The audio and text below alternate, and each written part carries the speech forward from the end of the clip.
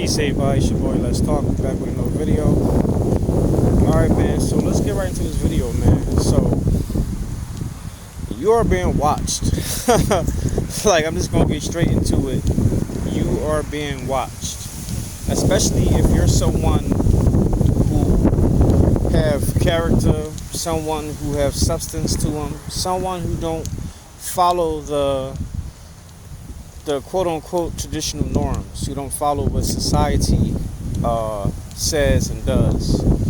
You know, if you're someone who's on a grind, on a purpose, doing what you got to do to make it, get a step ahead, then yeah, you're being watched. You're definitely being watched. Especially to my fellas. You know, ladies, y'all being watched too, y'all on y'all grind, but it's different when it comes to men.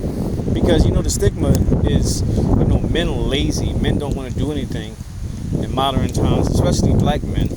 You know, so if you're a black man and you're on your grind, you're doing what you're supposed to do, you're being watched. You're being watched by admirers, you know, because it's not always hateful. You know, people who admire you, look at you, they're watching you, but then you get watched by the haters.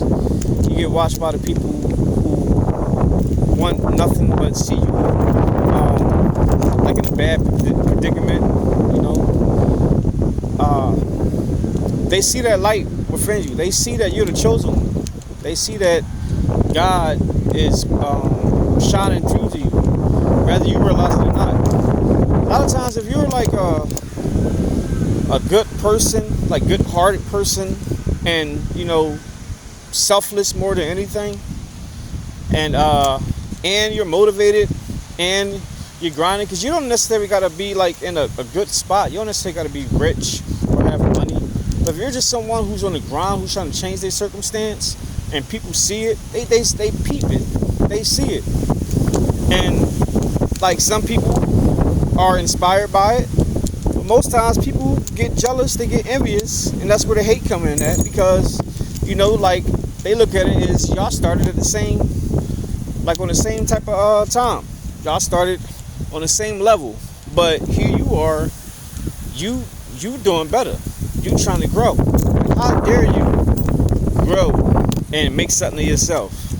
Like, what are you doing? You got the audacity to want to be better, to want to build legacy. That's how they look at you. And like, you gotta I said you gotta keep people like that away from you. I said this before, I said it again. They say keep your friends closer, your enemies closer. But I don't believe that. I believe you need to keep all that negativity and hate as far away as possible.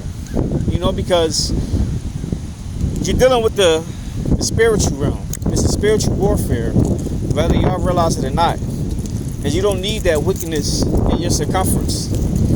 So, no. Don't keep your enemies close or closer. Keep them as far away as possible, you know, and keep shining. Your light is going to continue to shine through, and that's what it be, man.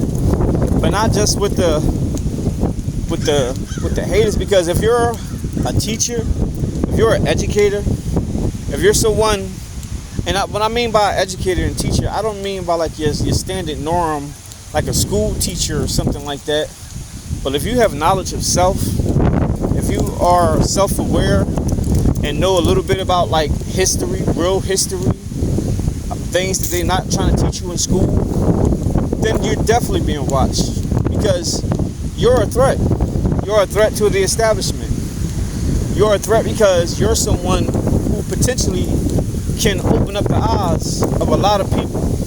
You know, especially, like I said, if you're a black man and you're talking some stuff that goes against the establishment, against the norm, you're definitely going to be a threat.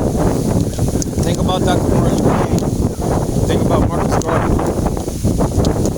Think about Malcolm X.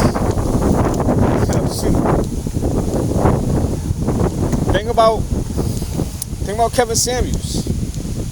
Think about Andrew Tate, although he's, you know, mixed breed, but still black. I think that's the reason why he get the slack he does.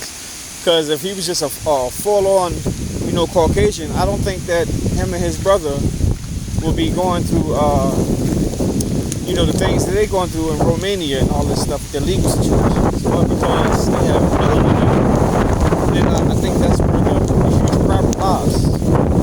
And, somebody call Andrew Tate an educator. Somebody say he's a teacher. A lot of people disagree on a lot of things that he say. But then you got a lot of people who do agree, especially men, young men. And these are men of all colors and creeds. Religion, it doesn't even matter. So a person like that is definitely a threat to the establishment. And if you're someone who inspire to be like an Andrew Tate, not like him, but, as far as building yourself up to being the best version of yourself and leading by example and also teaching others, showing them the way, showing them that they don't always have to follow what the establishment says and does, that you can make your own way and don't have to live in what he calls the matrix, then yeah, you're definitely going to be a threat. You're definitely going to be watched. And times like that, you need to be in prayer because your life can be in jeopardy, your livelihood can be in jeopardy, and all sorts of stuff. But if you keep faith, keep praying God, then it don't matter because God will always cover you. Jesus is with you no matter what. But it is what it is. But that's all I got for now, guys. Let me know what y'all think. Drop y'all comments down below. Make sure you hit the like, subscribe, and hit the bell. I'll see y'all the next one.